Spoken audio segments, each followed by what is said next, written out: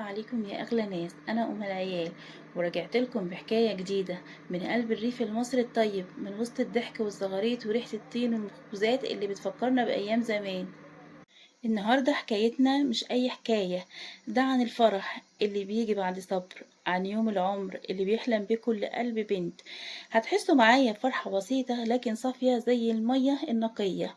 هتحس انكم عايشين اللحظة، بتشموا ريحة الورد، بتسمعوا صوت الزغاريد.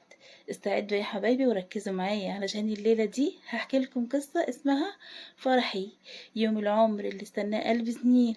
قصة هتاخدكم من أول نبضة خوف لحد دمعة فرح نازلة من القلب. بس ما تنسوش تسموا الله وتصلوا على الرسول صلى الله عليه وسلم في الكومنتات، تدعوا لي دعوة حلوة كده منكم، وتقولي لي انتوا من اي بلد بتتابعوني. يلا نبدأ قصتنا ونشوف هي بتقول ايه. أنا اسمي آية، بنت ريفية بسيطة من قرية صغيرة في أطراف المنيا.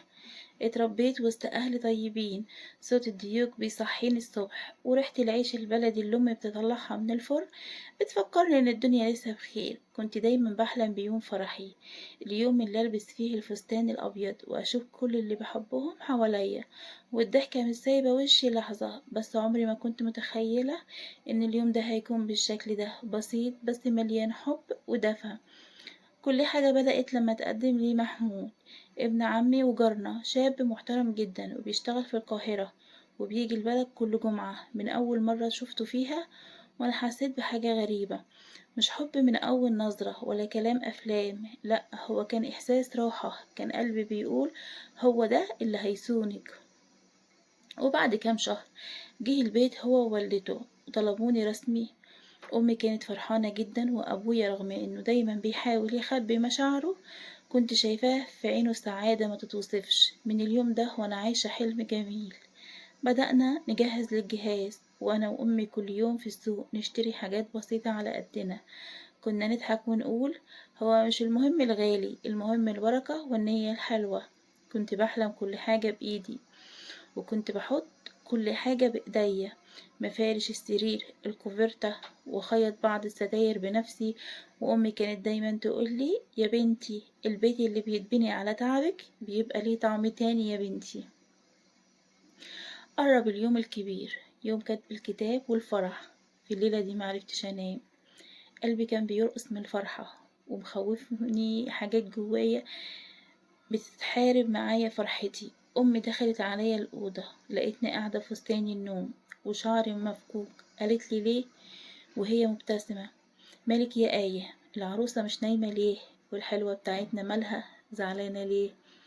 قلت ليها وأنا بضحك بخجل مش عارفة يا أمي، خايفة وفرحانة في نفس الوقت. قعدت جنبي وقالت لي كلنا يا بنتي بنخاف من الجديد، بس لما يكون اللي جاي خير الخوف بيتحول لفرحة. وقتها حضنتها جامد جدا، حسيت انها مش بس امي، دي كانت كل حياتي. ازاي هسيبها؟ كنت خايفة قوي وهروح حياة جديدة وهسيب البيت اللي اتربيت وعشت فيه واتنقل لبيت تاني. صحيت الصبح على صوت الزغاريد في الشارع والجيران جايين يساعدوا، واحدة بتمسح والتانية بتزين والستات كلهم بيغنوا الأغاني القديمة اللي كنا نسمعها واحنا صغيرين. يا عروسة يا حلوة يا من النقطة البيضة، يا حلاوة يا حلاوة. الفستان الأبيض كان بسيط، مش من أغلى محلات ولا من ماركات، بس لما لبسته حسيت إني ملكة. كل بنت صغيرة في البلد كانت باصة ليا، والفرحة في عيونهم كانت أجمل من 1000 كلمة. كل بنت صغيرة كانت دايما تيجي جنبي وتقرصني وتقولي عشان احصلك في جمعتك. البنات كانوا عايزين يكونوا زيي وبيحلموا ان هم يعملوا ليلتهم زي ليلتي. وانا طالعه من بيتنا امي مسكت ايدي وقالت ليا يا بنتي عايزه اقولك كلمتين، حطيهم جوه عينيكي وحطيهم جوه ودانك واقفلي عليهم. خلي بالك من نفسك يا بنتي واعملي بيتك زي ما انا ربيتك. والدموع كانت بتلمع في عينيها وانا قلبي بيتقطع علشان ماشيه وسايباها، بس ضحكت علشان ما تبكيش. وصلنا لمكان الفرح، كان بسيط في ساحة البلد الكبيرة، الأنوار متعلقة بين النخيل الدكك أو الكراسي أو الحاجات اللي احنا بنقعد عليها كانت معمولة من صفوف للستات ومنها صفوف للرجالة. صوت الطبل البلدي وضحك الأطفال وريحة الفطير والمشبك عملوا جو ما يتنسيش في الفرح. محمود كان واقف هناك لابس بدلة سودا وشكله على قد ما هو بسيط كان زي الحلم. لما شافني جاية ساب كل اللي حواليه وفضل يبص ليا بس قرب مني وقال لي بصوت واطي: كنت مستني اليوم ده من زمان، بس لما شفتك دلوقتي حسيت اني كنت بحلم. ضحكت وقلت له: وهي الحلم اتحقق؟ الفرح كان كله حب والناس بتغني وولاد البلد كانوا بيرقصوا على الطبل البلدي. حتى الست أم صابر اللي دايما بتتخانق مع الجيران كانت أول واحدة اتزغرت. قعدت جنبي سعاد بنت خالتي وقالت ليا: يا آية، عمري ما شفتك بالجمال ده، سبحان اللي جمع بين الطيبة والجمال. قلت لها وأنا بضحك: هو الحب يا بنت خالتي بيخلينا نشبع من جوه؟ فضلنا نضحك ونغني ونرقص والدنيا كلها كانت بتضحك معانا. مفيش مظاهر فخمة ولا حاجة ولا فستان غالي ولا قاعة مكيفة، بس كان في حب حقيقي. كان في حب حقيقي. عارفين يعني ايه الحب الحقيقي الصافي اللي فقدناه في الزمن ده؟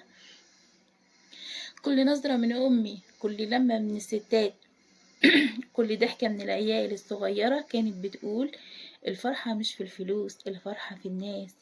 بعد ما خلص الفرح ومشيت أنا ومحمود على بيتنا الجديد، بيت صغير من طوب الأحمر بس مليان دفى.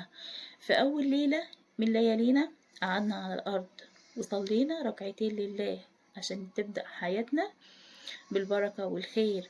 وأكلنا من إيد أمي اللي كانت بعت لينا طبق محشي كبير وعليه بط وحمام. ضحكنا واتكلمنا عن أحلامنا واتفقنا إن حياتنا مش لازم تكون مثالية، المهم تكون فيها رضا وراحة واطمئنان وحب ودفى. وبعد كده دخلت أنام، بس قبل ما أدخل أنام بصيت من الشباك الصغير وشفت القمر منور والسما فوق البلد. حسيت إن ربنا كتب لي بداية جديدة بسيطة بس صافية، وهمست لنفسي وقلت: يا رب خلي فرحتي دي تدوم، مش بس في يوم لكن في كل يوم أعيش فيها معاه. وفي نهاية حكايتي أحب أقول لكل بنت: الفرح مش اليوم اللي تلبس فيه الفستان الأبيض، الفرح الحقيقي لما تلاقي اللي يصونك واللي يضحكك من قلبك واللي بيخاف على دمعتك. مش لازم القاعة تكون فخمة ولا الكوشة مليانة ورد، كفاية ان قلبك يكون مرتاح وبيتك مليان حب وستر ورضا. ايه رأيكم في حكايتنا النهاردة؟ وبكده يا حبايبي تكون خلصت حكايتنا النهاردة. بس زي ما تعودنا في حكايات أم العيال، كل حكاية فيها عبرة وفيها معنى يدفي القلب ويعلمنا حاجة جديدة.